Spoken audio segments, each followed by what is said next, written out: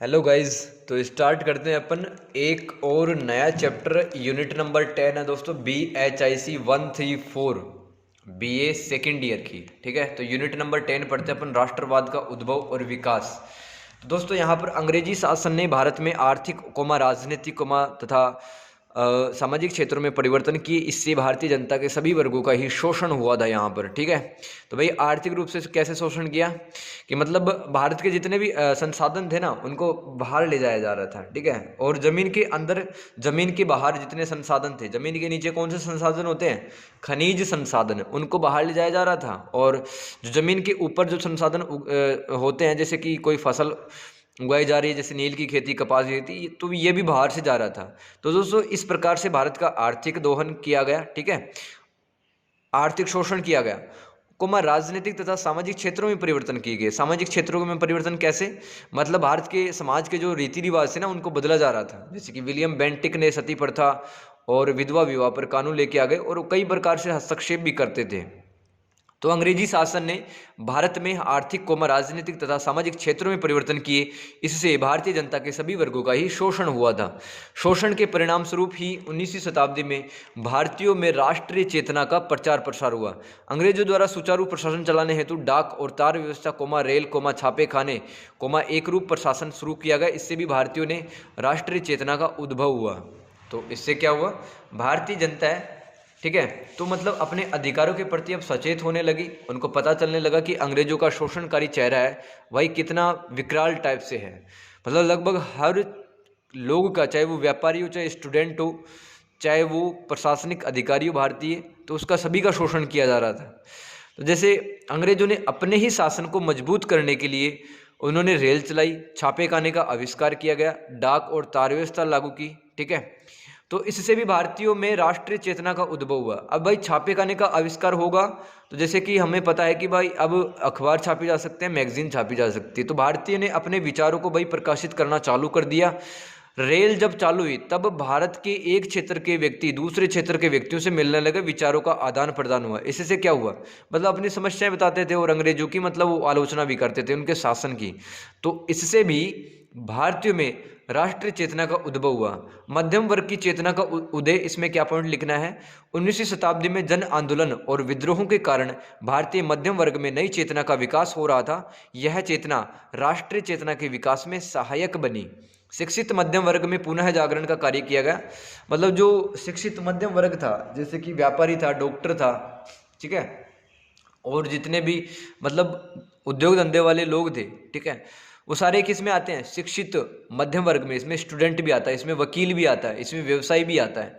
तो भाई इस वर्ग में पुनः जागरण का कार्य हुआ। मतलब ये लोग अब जानने लगे कि अंग्रेजों को जो शासन है वो सही नहीं है भारत में। इससे भारतीयों के मध्य सामाजिक चेतना जागृत हुई। भारतीय मध्यम वर्ग में सामाजिक चेतना के साथ साथ राजनीतिक चेतना उत्पन्न हुई। यह वर्ग औपनिवेशिक शासन के स्वरूप को अच्छे से समझ सकता था। मध्यम वर्ग ने अंग्रेजों द्वारा शुरू में अपनाए गए प्रशासनिक तरीकों को समर्थन दिया, लेकिन बाद में इन्होंने औपनिवेशिक शासन की नीतियों का विरोध किया। बिल्कुल, तो शुरुआत में तो मध्यम वर्ग ने अंग्रेजों का शासन का सपोर्ट किया था, क्योंकि जो मध्यम वर्ग था वो भी चाहता था कि भारत ब्रिटेन जैसा हो जाए। लेकिन दोस्तों लगातार यहाँ पर शोषण कर रहे थे अंग्रेज, तो ये बात बाद में पता चली थी शिक्षित मध्यम वर्ग को, तो इसलिए वो विरोध करने लगे। तो दो रास्ते अपनाए गए शिक्षित मध्यम वर्ग के द्वारा, जैसे किताबें, लेख, समाचार पत्रों के माध्यम से अंग्रेजों की नीतियों का विरोध किया गया शिक्षित मध्यम वर्ग के द्वारा। उद्योग, अब दूसरा तरीका विरोध का वो पढ़ते हैं। संयुक्त कार्यक्रम बनाने हेतु विभिन्न संगठनों व समितियों की स्थापना की गई। राष्ट्रवाद की प्रारंभिक साहित्यिक और संगठनात्मक अभिव्यक्ति पढ़ते हैं। मतलब कौन कौन से साहित्य किस किन व्यक्तियों के द्वारा लिखे गए। देखो, छापाखाने के आने से विचारों के आदान प्रदान को सहयोग मिला। राजा राम मोहन राय ने बांग्ला भाषा में संवाद कौमुदी प्रकाशित की थी। इसी तरह से दीनबंधु मित्र ने बांग्ला भाषा में नील दर्पण नाटक लिखा, जिसमें नील की खेती करने वाले किसानों का दुख लिखा गया था। तो राष्ट्रीय भावना को जगाने हेतु बंकिम चंद्र ने आनंद मठ लिखा था। उर्दू भाषा में भी शायरी और लेखन कार्य किया गया, जिसमें भारतीय जनता की दयनीय स्थिति का जिक्र किया गया। मराठी हिंदी तमिल भाषा में शोषण का स्वरूप स्पष्ट किया गया। निम्न समाचार पत्रों में राष्ट्रीय प्रेरणा से युक्त लेख लिखे गए, जैसे कि बंगाल में कौन कौन से न्यूज़पेपर छापे गए, जैसे हिंदू पैट्रियट, अमृत बाजार पत्रिका, बंगाली संजीवनी, ये अखबार छापे गए थे बंगाल में। बम्बई में Maratha comma Kesari comma native opinion, Madras में हिंदू कोमा आंध्र पत्रिका कोमा केरल पत्रिका, संयुक्त प्रांत में हिंदुस्तान कोमा आज़ाद, पंजाब में इसी तरह ट्रिब्यून और अखबार ए आम। बंकिम चंद्र चटर्जी ने रविंद्रनाथ टैगोर, ठीक है। अब पढ़ते हैं मतलब किन लोगों ने भारतीय जनमानस में चेतना जगाने के लिए साहित्य लिखे थे। तो दोस्तों बंकिम चंद्र चटर्जी कोमा रविंद्रनाथ ठाकुर, सुब्रमण्यम भारती, भारतेंदु हरिश्चंद्र, अल्ताफ हुसैन, विष्णु शास्त्री चिपलुंकर ने साहित्य लिखकर भारतीय जनमानस में राष्ट्रीय चेतना का संचार किया था। अब भारतीय मध्यम वर्ग द्वारा कौन कौन से संगठन बनाए गए, उन संगठनों के बारे में अपन चर्चा करते हैं। तो भारतीय मध्यम वर्ग द्वारा निम्न संगठन बनाए गए थे। बंगाल में लैंड होल्डर सोसाइटी, इसकी स्थापना 1838 ईस्वी में की गई। बंगाल इंडिया सोसाइटी, इसकी स्थापना 1843 में। ब्रिटिश इंडिया सोसाइटी एसोसिएशन 1851 में। और महाराष्ट्र में बात करें तो दोस्तों बॉम्बे एसोसिएशन 1852 में, डेक्कन एसोसिएशन 1852 में, मद्रास में मद्रास नेटिव एसोसिएशन की स्थापना की गई थी। तो इन संगठनों का विरोध करने का तरीका शांतिपूर्ण व संवैधानिक था, जैसे कोर्ट में अर्जी देना, सरकार से अनुनय विनय करना, अंग्रेजी संसद से अपील करना, ये तरीके थे शिक्षित मध्यम वर्ग द्वारा बनाए गए संगठन। इस तरह से मतलब अपना विरोध जाहिर करते थे कि अंग्रेजी संसद में अपील करना, सॉरी यहाँ पर सांसद है, ठीक है, अंग्रेजी सांसद से अपील करना, सरकार से रिक्वेस्ट करना और कोर्ट में अर्जी देना, एप्लीकेशन देना। ये संगठन चाहते थे कि 1853 के कंपनी चार्टर के द्वारा भारत में बड़े स्तर पर सुधार हो, परंतु ऐसा नहीं हो पाया। तो दोस्तों हर 20 साल में चार्टर अधिनियम आता था। उस चार्टर अधिनियम में यह तय होता था कि भारतीयों पर किस प्रकार से शासन किया जाए, ठीक है। तो भाई ये जो शिक्षित मध्यम वर्ग था ना, ये लगातार प्रयास कर रहा था कि ये जो चार्टर आएगा अब भारत में, ठीक है, 1833 के बाद में जो 1853 वाला चार्टर है उसमें भारतीयों को कई तरह से छूट दी जाएगी, लेकिन ऐसा नहीं हुआ। तो 1858 ईस्वी में जैसे ही अंग्रेजों की राजनीतिक विजय हुई भारत पर, मतलब 1857 क्रांति जीत चुके थे लोग, तब भारत का प्रशासन पूरी तरह से अंग्रेजों के नियंत्रण में आ गया था। भारतीय मध्यम वर्ग को लगा कि अंग्रेज भारतीयों के कल्याण हेतु कार्य करेंगे, लेकिन जल्द ही मध्यम वर्ग को ब्रिटिश भारत सरकार की मंशा समझ में आ गई। फलतः मध्यम वर्ग ने कई संगठनों की स्थापना की, जैसे कि लंदन इंडिया एसोसिएशन, पूना सार्वजनिक सभा, Indian association, Indian national conference, इनकी भी स्थापना की गई, ठीक है, इंडियन नेशनल कॉन्फ्रेंस इत्यादि संगठनों की स्थापना की गई। मद्रास महाजन सभा, इसकी भी स्थापना की गई शिक्षित मध्यम वर्ग के द्वारा। अब नेक्स्ट पॉइंट, भारतीय मध्यम वर्ग द्वारा स्थापित इन संगठनों का उद्देश्य राजनीतिक था। इन्होंने अंग्रेजों का विरोध करने हेतु सार्वजनिक सभाएं की। फलतः इन संगठनों ने भारतीय राष्ट्रीय कांग्रेस 1885 की स्थापना की भूमिका तैयार कर दी। इन भारतीय प्रयासों को कुचलने हेतु वायसराय लॉर्ड लिटन का कार्यकाल भारत में 1876 से 80 के बीच में रहा है। तो वायसराय लॉर्ड लिटन के समय दमनकारी कानून बनाने गए, जैसे कि वर्नाकुलर प्रेस एक्ट 1878 में बनाया गया। तो मतलब अगर कोई भी न्यूज़पेपर में अंग्रेजी सरकार के खिलाफ बुराई होती है तो उस न्यूज़पेपर को मतलब मार्केट में नहीं आने दिया जाता था, और उस मशीन को भी जहाँ पर अखबार छप रहे हैं उसको जब्त कर लिया जाता था। तो भारतीय प्रशासनिक सेवाओं हेतु आयु भी कम कर दी गई। इससे शिक्षित मध्यम वर्ग के बीच में गुस्सा और बढ़ गया। अब दोस्तों पढ़ते हैं इंडियन नेशनल कांग्रेस के बारे में। भारतीय राष्ट्रीय कांग्रेस की स्थापना कब हुई? दिसंबर 1885 स्थान बॉम्बे।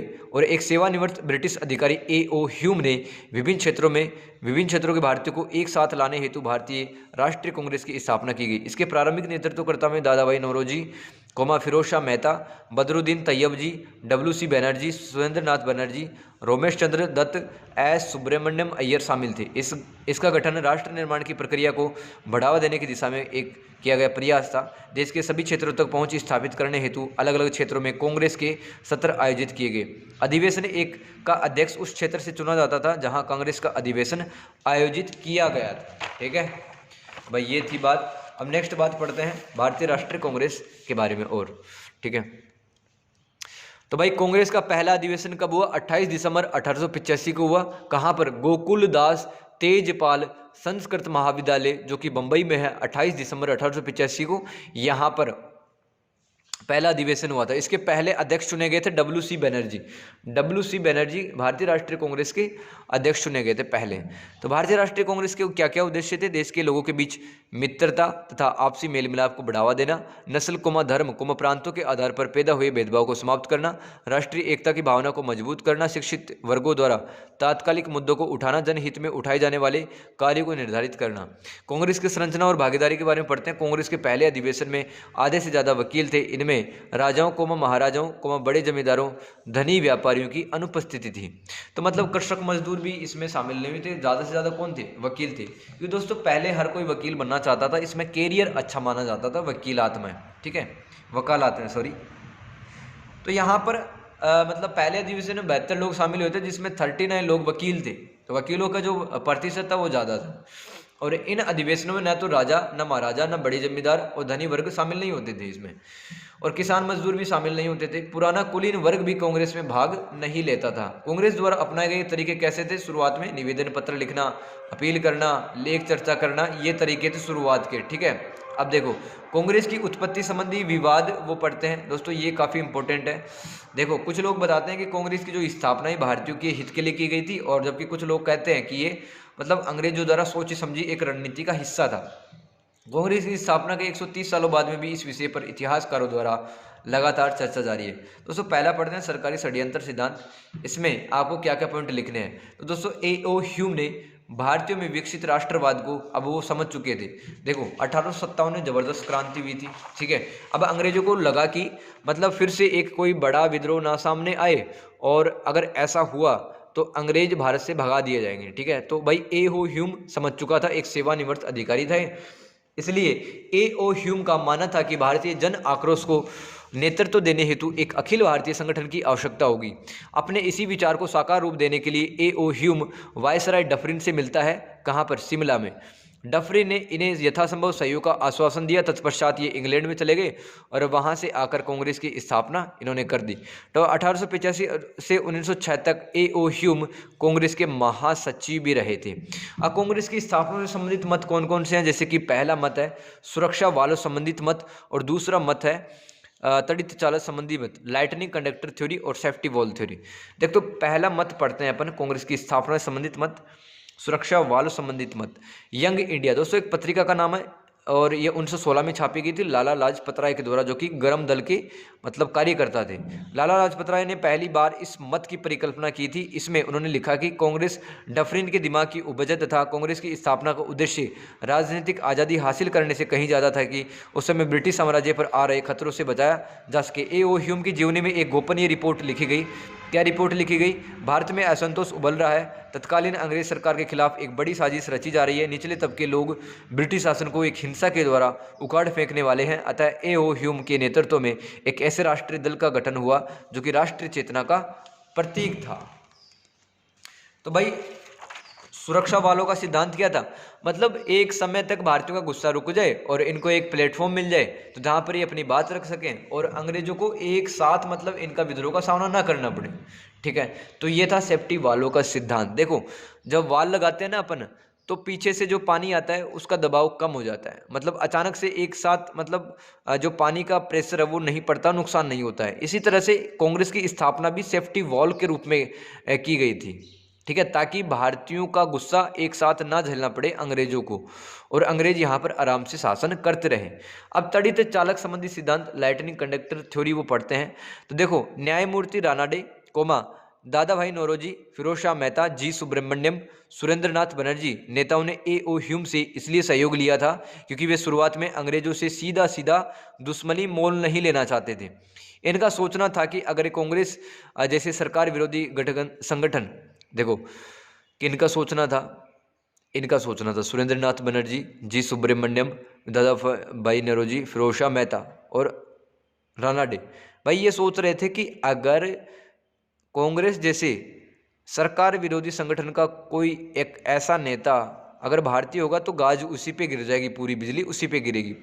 तो भाई शीर्ष पे ऐसे नेता को बिठाते जो कि अंग्रेजों का ही अधिकारी हो, ठीक है। तो ऐसा आदमी हो संगठन का नेता जो कि अवकाश प्राप्त ब्रिटिश अधिकारी हो, तो इस संगठन के प्रति सरकार का शक नहीं होगा और साथ ही साथ आंदोलन पर गिरने वाली दमन की बिजली का प्रभाव न के बराबर होगा। और दोस्तों देखो ये समझो, तड़ित चालक संबंधी सिद्धांत लाइटनिंग कंडक्टर थ्योरी क्या कहती है? कांग्रेस से संबंधित मत का। यहाँ पर ये है पार्टी का सबसे बड़ा नेता, ठीक है। तो भाई महासचिव अब किसको बना देंगे? महासचिव बना देंगे अंग्रेजों के अधिकारी को, ठीक है। तो जैसे कि अंग्रेजों की तरफ से कोई भी अगर प्रतिक्रिया आएगी तो कौन झेलेगा सबसे पहले? अंग्रेजों का ही अधिकारी जिसका नाम था A.O. ह्यूम। तो भाई ये जो राष्ट्रवाद पनप रहा है, तो भाई राष्ट्रवाद को नुकसान नहीं होगा, सीधी सी बात है। तो सामना कौन करेगा? अंग्रेजों की दमनात्मक कार्यवाही का अंग्रेजों का सबसे बड़ा शीर्ष अधिकारी A.O. ह्यूम, ठीक है। तो भाई साथ ही साथ मतलब अंग्रेजों को शक भी नहीं होगा कि एक अंग्रेजी तो चला रहा है, और अंग्रेज चलाएगा तो मतलब सब कुछ उसी के कंट्रोल में होगा, तो अंग्रेजी शासन को किसी प्रकार का नुकसान नहीं होगा। ये था तड़ित चालक संबंधित मत। दोस्तों निष्कर्ष में क्या लिखा जा सकता है? कांग्रेस का मूल्यांकन किसी भी मत के परिप्रेक्ष्य में करने की बजाय इसके कार्यों के एवज में करना उचित है। मतलब कांग्रेस ने किस प्रकार से काम किए हैं, इस हिसाब से कांग्रेस का मूल्यांकन करना जरूरी है, ना कि ये तड़ित चालक संबंधित मत या फिर सेफ्टी वॉल्व मत के अनुसार हमें मूल्यांकन नहीं करना चाहिए कांग्रेस का। इस बात में दोस्तों कोई भी संदेह, कोई भी डाउट नहीं है कि कांग्रेस उस आंदोलन के रूप में जन्मी जिसके नेतृत्व में भारत ने स्वतंत्रता प्राप्त की थी। आई होप समझ में आएगा दोस्तों। मिलते हैं नेक्स्ट क्लास में, तब तक के लिए गुड बाय।